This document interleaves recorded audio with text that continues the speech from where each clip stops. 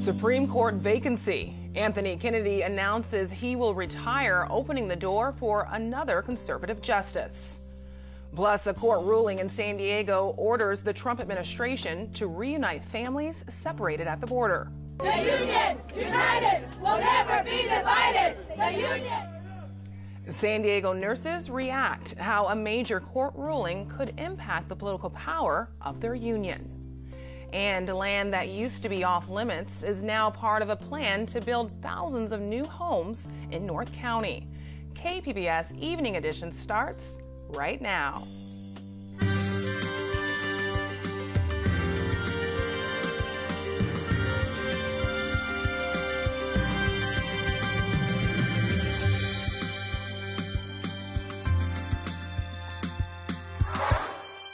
Good evening, and thanks for joining us. I'm Ebony Monet. President Donald Trump now has a chance to shape the U.S. Supreme Court with a solid conservative majority. Justice Anthony Kennedy, widely viewed by many as the swing vote on the court, has announced his retirement. The 81-year-old justice often sides with other conservatives on the court. However, he has also been in favor of abortion and marriage equality. President Trump says he will work immediately on choosing a nominee to replace Kennedy. We have a very excellent list of great talented, highly educated, highly intelligent, hopefully tremendous people. I think the list is very outstanding. When I was running, I put down a list of 20 people because, not being a politician, I think people wanted to hear what some of my choices may be, and it was pretty effective. And I think you see the kind of quality that we're looking at when you look at that list. But I added 5 additional people to the list. So it will be somebody from that list. So we have now boiled it down to about 25 people. Justice Kennedy sides with conservatives for the second day in a row. Yesterday, it was for the travel ban decision. Today, a major case involving public unions. The 5-4 ruling impacts unions in 22 states for jobs like teachers, nurses, and law enforcement. Justices decided the practice of collecting fees from non-members is a violation of free speech. The long-term effects could include a drop in membership and political clout for public employee unions. They don't agree with their political or ideological viewpoints. They've always had the right not to support that. But the law always said, on the other hand, it's fair to pass on the costs that the public employee union incurs in order to ask for better working conditions and higher wages and all that. That's fair. And that people that don't want to pay that shouldn't be free riders. The right of compelled speech, or the right against compelled speech that has been protected in other contexts, also applied in this situation. The majority held. They said essentially requiring agency fees to be paid by these reluctant workers was compelling them to support positions they didn't agree with in violation of that free speech principle. The House of Representatives has failed once again to pass a bill that would make broad changes to America's immigration system. Today's bill was opposed by Democrats. It was considered a compromise bill drafted by moderate House Republicans. A more hardline approach was defeated last week. Today's bill would have provided a path to citizenship for dreamers and set aside $25 billion for a border wall. Today's bill would have also put an end to the president's policy of family separation at the border. But as Jean Guerrero reports, a federal judge in San Diego is stepping in and ordering all detained immigrant children be reunited with their families. The judge says the government is able to keep track of a detainee's money and personal property, but doesn't have a system for keeping track of immigrant children. So he's ordering a halt to the separation of families. The order affects more than 2,000 migrant children. Some of them are sheltered in group homes like this one in El Cajon. They were separated from their parents after the Trump administration began its zero-tolerance policy to prosecute all adults entering the U.S. illegally. The judge set a timeline. Children under 5 years old are to be reunited within 2 weeks, older children within a month. The only exception should be if the parent is unfit or a danger to the child. The judge is also ordering that parents be allowed to contact their children by phone within 10 days. The decision came in a lawsuit filed by the ACLU.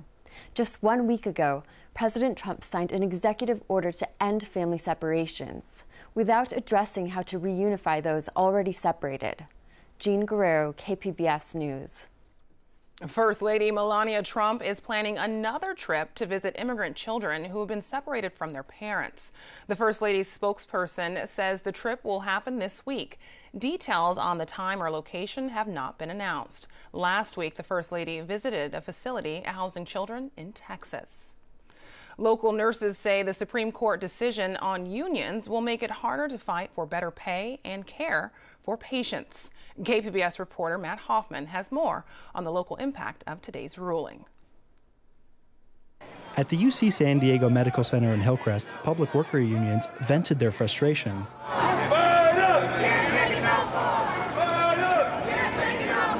The ruling means public employees who choose not to join unions do not have to pay fees for union representation. These are commonly referred to as agency fees and help offset costs for negotiating union contracts. No, our members are standing up. Our members see this as a group of people that want to take away power. Unions like SEIU Local 221 and National Nurses United say they don't have many people who just pay agency fees. But if people choose not to pay their agency fees, that will hurt a union's bottom line. We're going to continue to build our union and make sure members know this is about us fighting for good contracts, good wages, but also for our communities. At Tuesday's rally, a woman who said she worked for the medical center was in favor of the court's decision. She tried to voice her opinion, but was quickly overpowered. That's the opposition that's out here. What I will tell you is back at my clinic, the majority of people support this. It's a union. We allow freedom of speech. We're not telling folks that you can't voice your opinions. That's why we're so strong, is because we bring these thousands of individuals together with various opinions, and we make things better for the public. The Supreme Court ruled that taking money from non-consenting public employees violated the First Amendment. Matt Hoffman, KPBS News.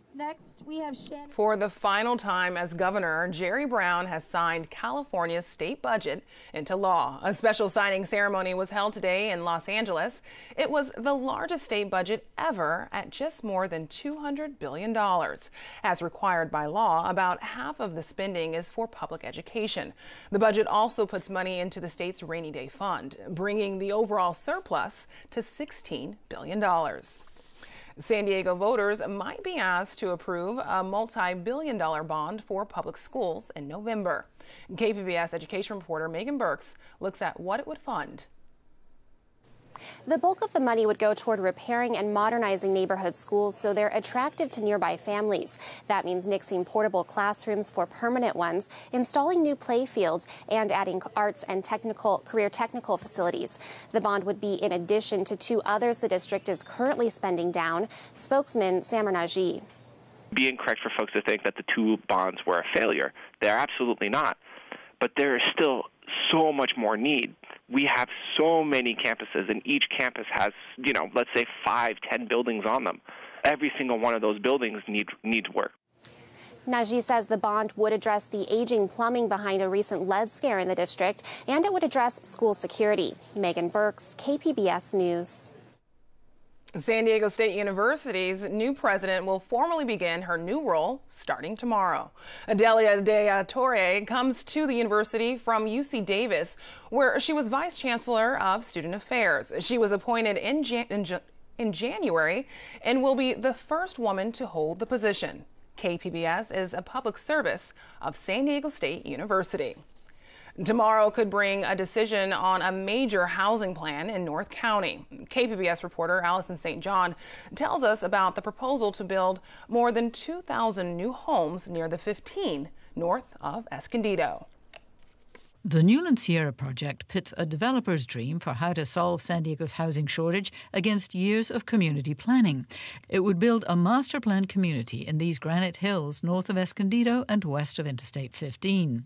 In a promotional video, Rita Brandon of Newland Communities says the plan addresses San Diego's needs. Our goal is to create homes and an environment for families for the next generation of North County. But local planning groups are opposed to the project, which is in a rural area dotted with nurseries and homes on 8-acre lots. Twin Oaks Valley resident Kathy Robbins lives in a house that overlooks the Merriam Mountain Ridge. She says years of community planning called for fewer than 100 homes in these hills. Years ago, the County Board of Supervisors passed a general plan for the county. And in the plan for the county, the area called Merriam Mountains was actually downzoned from what it had been. It's not the first time the site's come up for review before the County Board of Supervisors. Supervisors rejected another developer's plan for Merriam Mountain in 2010. Newland Communities project is slightly smaller, 2,100 homes with a town centre. But we'll also be providing not just a variety of homes, we'll be providing shopping and schools and trails and open space so that all those multi-generations can enjoy the environment of their community together. Newland says it will build a carbon-neutral community and widen Deer Springs Road. Robbins says there's a high fire danger and not enough roads to prevent gridlock on local streets and Interstate 15. Deer Springs Road is the main road that leads to the I-15 freeway.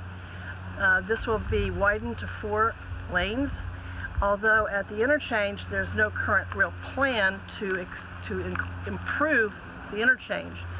So traffic will just, as it is now, stop at the freeway, which is now already clogged up and down the 15 freeway. The Newland Sierra project's only one of half a dozen new developments coming to the San Diego County Board of Supervisors for approval this summer. If approved, they'd build a total of about 10,000 new homes in San Diego's semi-rural, unincorporated areas that were previously off-limits for development. Allison St. John, KPBS News. California marijuana shops are selling at a deep discount. Owners are trying to unload inventory ahead of new regulations that take effect Sunday. That's when all marijuana must meet stronger safety standards. This testing facility in Oakland checks for bacteria, mold, and chemical residue. Starting next week, any product that doesn't meet the new state standard must be destroyed. Well, I smoked pot most of my life, and I was really taken back when we started testing really fine and really refined instruments and seeing the levels of contamination we really saw. It was surprising to me. I truly believe people should grow it themselves, and then you know exactly what's on your cannabis. Those who work in the testing industry say they've seen a big drop in the amount of contaminated marijuana in the past 12 months. Similar testing is done in other states where marijuana is legal. Well, warm, sunny weather will stick around through the weekend. Julia Wyden has details in tonight's forecast. Hi, good evening. We've had such a beautiful day. Temperatures in San Diego in the upper 60s and low 70s and nice clear skies. As you can see on satellite and radar, there is nothing to show you all across San Diego County. Lots of sunshine that we've had through the day and into the nighttime hours. I do think we'll get some fog, especially in those extreme coastal areas, but the majority of the region will be staying rather clear. Let's go ahead and take a look at a bigger view of our satellite and radar imagery, and you can see that there is nothing anywhere in California and even on over into Nevada and the Four Corners regions. We have a nice big bubble of high pressure that's sitting in place. That's allowing those skies to stay quiet, and it's really diverting any activity well off to the north. So expect things to stay rather pleasant. Temperature tonight dropping down to the mid-60s. Again, we will have some increasing cloud cover in San Diego and a bit of patchy fog, so be mindful of that. You look around the region and you can see temperatures farther off to the east towards Ramona are going to be in the low 50s. Borrego Springs tonight dropping down to 74 degrees. And again, pretty much everyone farther inland will be staying clear. We will have this northwesterly flow coming in well off to our north for the day ahead tomorrow. That means temperatures likely won't be as warm, but we should be rather comfortable around home. Chula Vista at 71 degrees for your high temp tomorrow, 71 in San Diego. I'll be in the low 70s in Oceanside. Farther off to the east, Borrego Springs, we're looking at 105, but that is pretty typical for this time of year. Coastal temperatures as we head into the weekend, they will be staying rather consistent in the low 70s. Looking farther inland, we'll be in the low 80s on Thursday, upper 70s as we get closer to the weekend. In the mountain region, temperatures will be in the mid and upper 70s for the next several days. Lots of sunshine in store. Enjoy it. And as we take you on out to the deserts, it will be warm on Thursday. Temperatures will drop a couple of degrees for Friday and the weekend, warming back up to 105 by Monday. Back to you, Ebony. It's a special connection for rescued horses and military kids in Ramona. KPBS video journalist Katie Shulov says the field trip wasn't just fun. It was therapy, especially for one 10-year-old. All right, you ready? I've never been on a real horse that's super big like this one, so it was a lot of fun and it was really exciting. All right, all the way over. Woohoo! You did it all by yourself that time. That's awesome. I'm Annalyn Brooks. I live in Murphy Canyon, Terrace Santa, and I am in 4th grade and I go to school at Hancock Elementary. My mom sells Scentsy, and my dad right now is on deployment in Iraq, and he's in the Navy. Good girl. I miss my dad a lot, even though I know he's going to be home pretty soon. We only have about 4 months left. This is his first deployment, but he gets to call us usually twice a day. I'm going to tell him a lot about how it feels to ride a horse. It's a lot of fun, and it keeps your mind off of missing him, and he's been wanting to ride a horse, so it feels like it's kind of special that he kind of gets to because he's so close. Save me a seat, Grace. We get to go on a ride around the ranch and see some of the other animals. They're really excited about that. My name is Sarah Barnes. I work for Hancock Elementary. The school is about 96% military children, and I would say probably somewhere around a third have parents who are on deployment right now. And we've got about 20 of our best students here today. They were all handpicked by their teachers. Do you guys have any other questions about training for Today's Kale? been really wonderful. They loved riding the horses and making the horses popsicles. And then they'll get to make their hat. My plan is to create a gold background with Harry Potter and Hermione on it. When our students' parents are deployed, we can see changes in them. Sometimes it's a drop in grades or lower attendance, a change in personality often. I wrote that. Bringing the students here to the ranch where they're not surrounded by the reminder of the missing parent, it gives them a positive, fun day that they can really enjoy and make memories with, that makes the deployment cycle positive. I do believe that horses are therapeutic. I think being around them, they're majestic, and it's calming, and it's fun, and they're on the horses riding, and it's rhythmic, and it offers a type of therapy. I feel like my dad's here with me because he has always wanted to do things like this. Today was amazing. It was one of the best days of my life. I'm Amna Nawaz. Tonight on the NewsHour, the swing vote steps down. What Supreme Court Justice Anthony Kennedy's retirement could mean for the future of the court. Coming up at 7 right after Evening Edition on KPBS. A new documentary offers a sobering look at factory farming and how animals are engineered to grow quickly and uniformly for mass consumption. KQED Newsroom talked to the producer of the film, Eating Animals, and a farmer who's working to reverse the trend. And joining me now are director and producer Christopher Quinn and the founder of Good Shepherd Poultry Ranch, Frank Reese. Welcome to you both. Thanks for having us. Thank you. So, Christopher, do you have a problem with eating meat, or is it just where that meat comes from and how the animals are raised? Well, one of the things I learned making this film is that commodity birds, or birds that come from factory farming, are hybridized in such a way that their growth is so accelerated that they ultimately, ready to go to market in 30 short days or so. So they're bioengineered from the time they're born to the time they go to market. It's just 30 days? Yeah. So the issue I have is also that these animals, from the waking moment that they're born, they're suffering mightily because they've been hybridized to grow at such an accelerated rate. Frank, what are your thoughts on that? Well, this is the real welfare issue to me. To me, 90% of all suffering of turkeys, chickens, hogs, whatever, has to do not with so much how they're raised. I mean, that is important, but it's what we have done to these animals to increase productivity, that we have increased their rate of growth so much, that we have changed their skeletal structure, that we have changed their muscle structure to the point when you select for these certain characteristics, it affects other things. And so I just can't support that type of farming. What are your thoughts on how the meat and poultry industry have changed over the past several decades in this country? Well, I'm old enough to have seen it happen.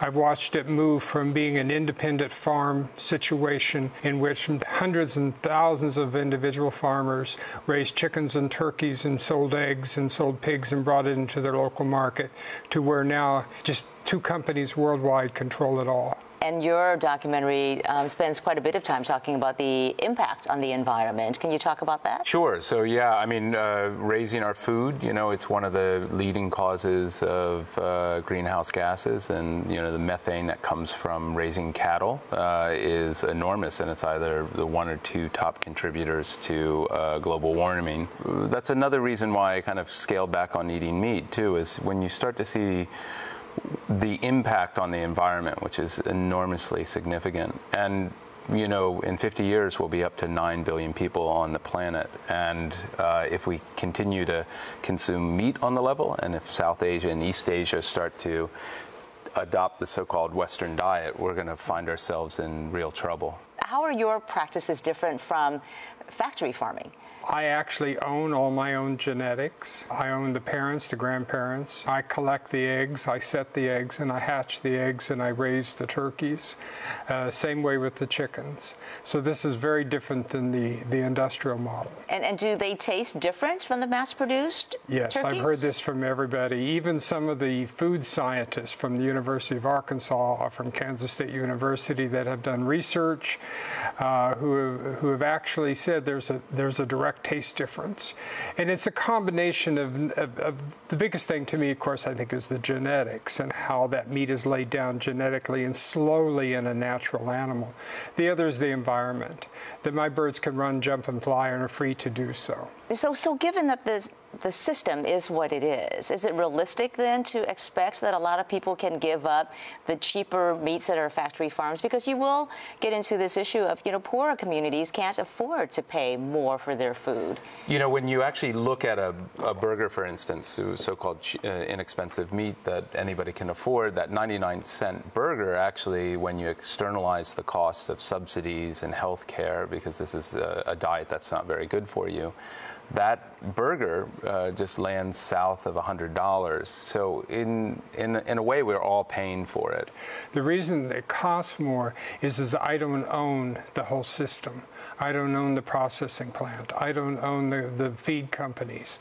I don't own the shipping and the trucking and the refrigeration. And that's where all the cost is. And Christopher, early in your film, you focus a lot on Colonel Sanders and Kentucky Fried Chicken.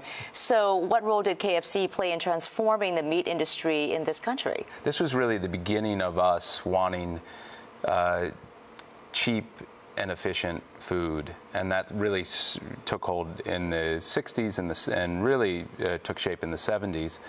And that came with a price, and we slowly changed our food system to a place where we have mass-produced chicken that might be inexpensive, but in a lot of ways it's really a costly endeavor for all of us. So why do you think this film is needed now? What has changed that you think is critical for this film to be out now? People are adopting the Western diet. Fast food is becoming more readily available in India and China.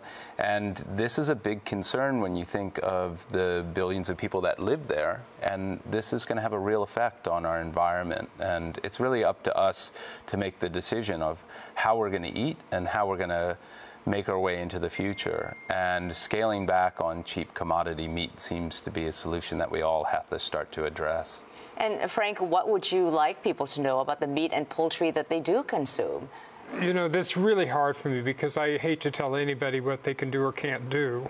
But if you do care about certain things, you know, and you wish to try to buy poultry that is higher in nutrition or that is better for the environment or better for the animal, then seek out the best you can, preferably that which has been certified by the American Poultry Association as being truly heritage or standard-bred poultry. Then you know you're getting the best of all of these things. But this, it's so new and it's just getting started, and we're hoping to grow that it's not available for a lot of places. All right, thank you very much for that. Frank Reese with Good Shepherd Turkey Ranch in Kansas, and also filmmaker Christopher Quinn. Nice to have you both here. Thank you very much. Thank you. Now, here's a look at what we are working on for tomorrow in the KPBS newsroom. Help for asylum seekers. A local church shows KPBS what it's doing for families seeking a new life in the U.S. And the rising cost of San Diego's stormwater system, how the city will have to come up with millions to meet its standards for water quality. You can find tonight's stories on our website, kpbs.org/evening edition. Thanks for joining us. Have a great night.